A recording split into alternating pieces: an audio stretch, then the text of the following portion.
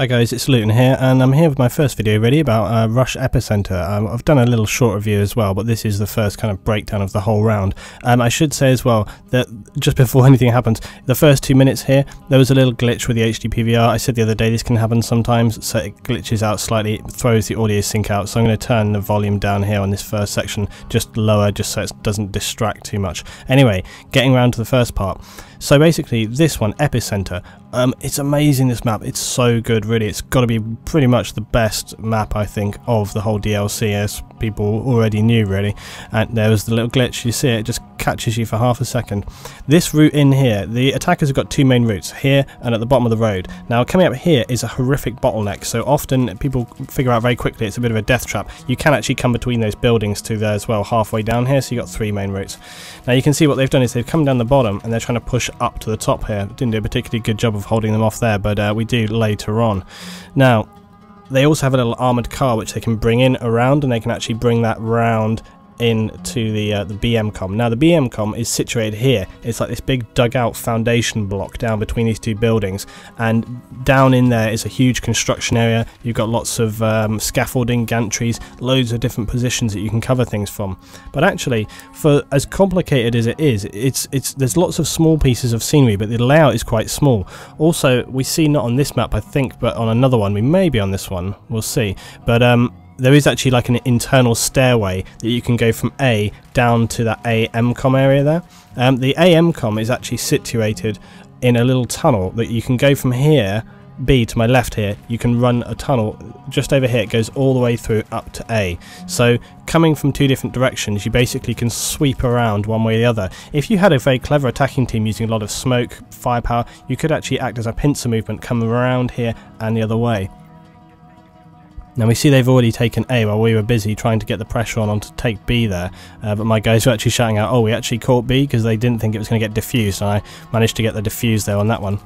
Now I've moved up here being a bit more proactive. I'm trying to clear out and be a bit more aggressive because these guys are still pushing in here. A lot of our guys are tied in down back at the other area, so I was trying to move up here. But Aftermath overall, I would say it's absolutely really good. It's really exciting, it's really fantastic, it's the best DLC for sure since Karkand. It's pretty much exactly as me and Levelcap described when we were looking at videos the other day, and the few times we gave our expectations about how it was going to be. It's pretty much a lot of light infantry combat with a couple of small vehicles. Now on some of the larger maps, actually we were surprised, or I was surprised even, that on some of the larger maps, like for example the Markazman and what else is it, the Palace map, you get a lot of tanks, and the Talar Market one on Conquest Assault as well, you get a couple of light vehicles there, but actually you get some main battle tanks, and you also get the scout helis with their laser designators and so on and so on. So actually there is actually a fair amount of armoured combat going on. So Engineer has been a class that we've been regularly taking. The Engineer class obviously can disable you know, your scout helis and the light vehicles very easily, and that's important because those light vehicles can be quite surprisingly powerful. Something else that we noticed with the light vehicles, obviously with your Humvees and stuff like that on normal battlefield, you can't be shot out of gunner positions and things like that, but the light vehicles on Aftermath, you can shoot at them and you will kill the driver and the gunner and so on and so on. So firing regular rounds at them is not pointless. You definitely can inflict damage and kill people in those vehicles. But Engineer class has been a really important class. In fact, I've been running it at least 50% of the time whilst I've been on this. This map, Epicenter, you really don't have to worry too much about the Engineer class. You can go Assault or Support, perhaps even Sniper when you get to this section here with the road. But the only thing is that A is very entrenched, as you can see. See where A is positioned here, right in this gully, these trenches. Also note, just to my right here, there's a little thing. Now actually down here, you see just there, this pipe, I just crossed over it there. There is a pipe, see just there is my right, there's a pipe that runs from the trench over by the B area, the first base. There's a little pipeline. You might remember from the single player game mode where you have to crawl through the pipeline for quite a long way. Well, you can do that right there, and it's actually, you can catch a lot of people out, you can stealth crawl through there, you can destroy defenders, you can get a stealth plant on A, so it's a very useful one.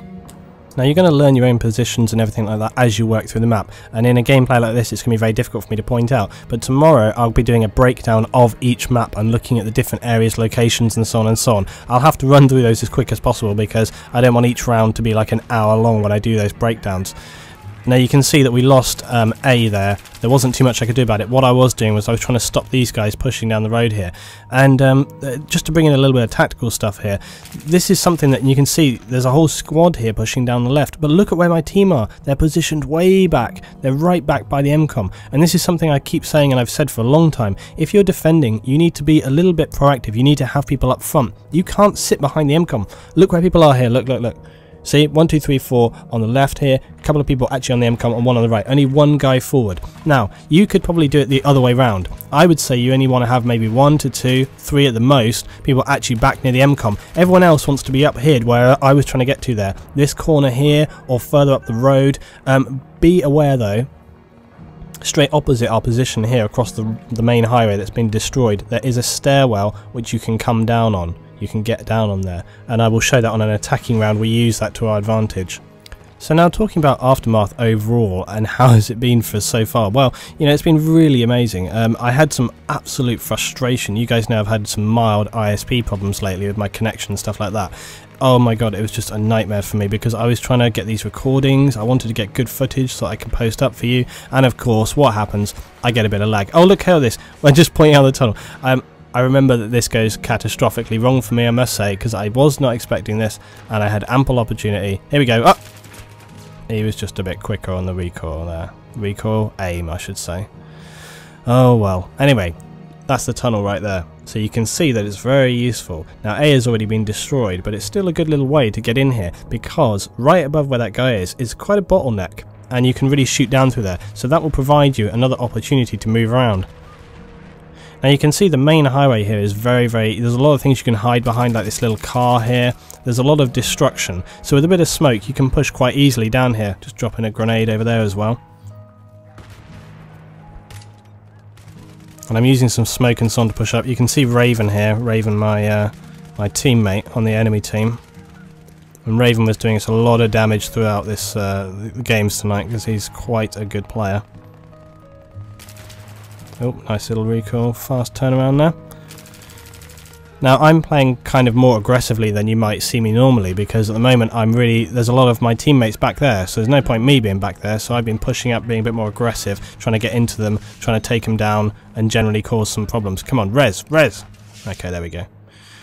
And you can see we've got a couple of people up, and then of course what bloody happens, get it armed. Now I remember in the game at the time they said that, come on Raven, there he goes. They had a mortar set up. Now this is kind of something to be aware of. If you're attacking, okay, this BM-com and this entire road here is very, very open, and you may find that you have a lot more success with mortars than you have done previously. As well, because this road is very bottlenecked, the defenders will often end up piled down the bottom of the road. First base, not so much. You're probably not going to have much success with, but on this base you'll get a lot of guys sort of camped around the balcony edges of the road here and stuff like this, or actually in around the BM-com area here itself. So that's worth keeping in mind when you're playing, because you might want to try and break out the mortar, see what you can do. And the mortar was actually what prevented us from disarming. Here's the staircase, you see right there? That staircase will bring you around by B. So if you're defending, you need to make sure you have people aware that they're of that staircase. I've been trying out various different guns and so on and so on. That's why I was trying the M16. The M16, M4 and 6 really do excel in Aftermath. They're really, really good in most situations. Most situations where you can run with assault. As I say though, engineer, I really have been using the engineer class a huge amount. On the Marquez map, the first one that you do, the Rush on that as well, you get the battle tanks and stuff like that. The Palace, you get the battle tanks. Talar and so on, it's not so bad, not so bad. Talar Market as well, it's really intense. Talar Market is extremely claustrophobic. There's huge amounts of market space, sort of close quarters. When I say market space, I'm thinking there's a lot of market stalls, benches, blocks. There's tons and tons of subsidiary cover in and around the corridors, of which they are very dark, winding. There's things you can get up on top of, so it's a really Talat is a very complicated map, and for that one you definitely want to go with assault, perhaps even stuff like MP7, shotguns, etc., because it's an extremely close quarters map for the most part. But the other maps are much more like this. They're very open, a lot of long range engagements, so you want something that can often, you know, you can control the recoil with very well, and that will do you well at long range. Taking your fast firing short range weapons is going to, you know, not be so successful on this map. You want something that you can use in almost all situations, I would say, because as you've seen throughout this game, I've had a lot of long and short range engagements because I've had to be quite aggressive pushing up. See right here we've got some sort of medium range stuff going on, but as I say, when I was pushing up and clearing in around the MCOMs, it suddenly goes to a close quarter situation. You can't really take one or the other. Obviously if you're using something like a support class, you're going to set up your bipod LMG or whatever, or even if you're running around just using the LMG, I guess it's going to be a slightly different situation. Now I should say as well, you notice what's happened, as I was saying before about how defenders should really move forward, push up. Because we did not push forward, we have left our entire base wide open, and these guys are literally now reaping the benefit of that. Come on, come on, come on. They've really taken advantage of the fact that we did not have any control, and it's allowed them to push around to the swimming pool area. You should note this is called the swimming pool area because it's by the swimming pool, to give you guys some little reference points and so on and so on. Doing my best to keep reviving everyone up and keep pushing on through. And I was advising everyone to kind of move out to different areas and so on, so we could try and stop them from getting into the base here, which we do to a moderate extent. But the main advantage that you have as a defender on this last base is the distance that the enemy have to travel. They have to come still pretty much from that previous base. When you think about what they've destroyed and so on, they have to come from quite a distance to get in on here.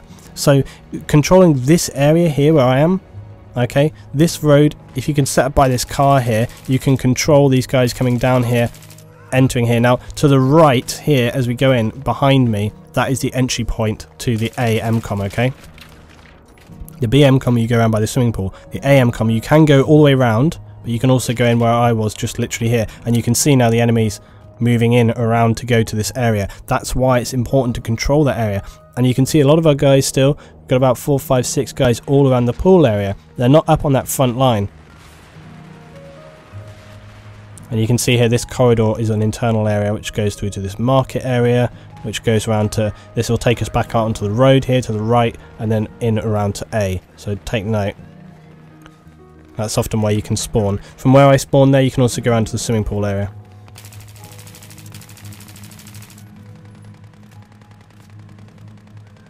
If you're wondering why I've got a suppressor on this, it's probably because the last time I used it was close quarters, and I just literally grabbed the gun because we're in game. I just fancied a change of weapon, you know.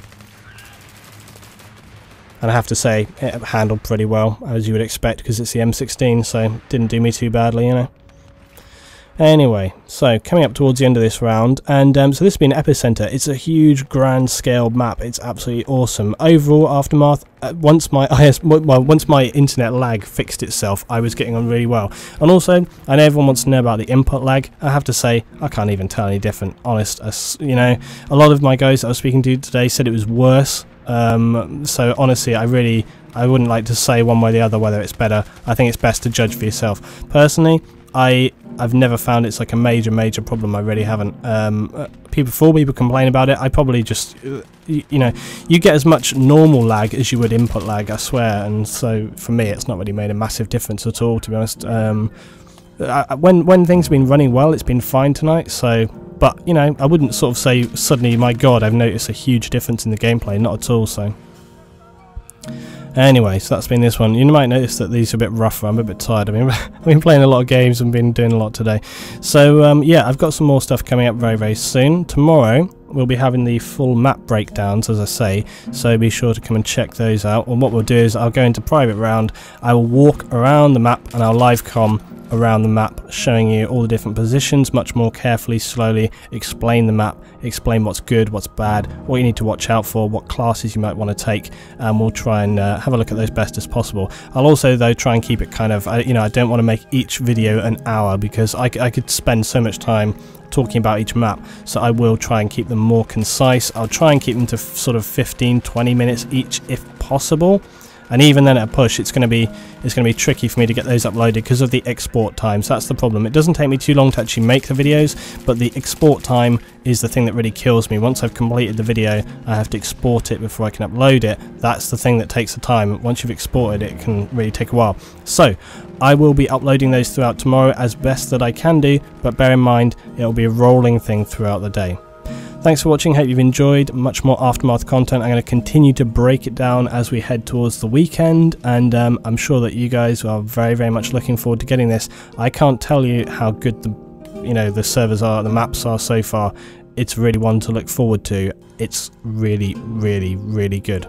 Thanks for watching, guys. Please drop me a rate, share, subscribe, and I'll see you for some more content very soon.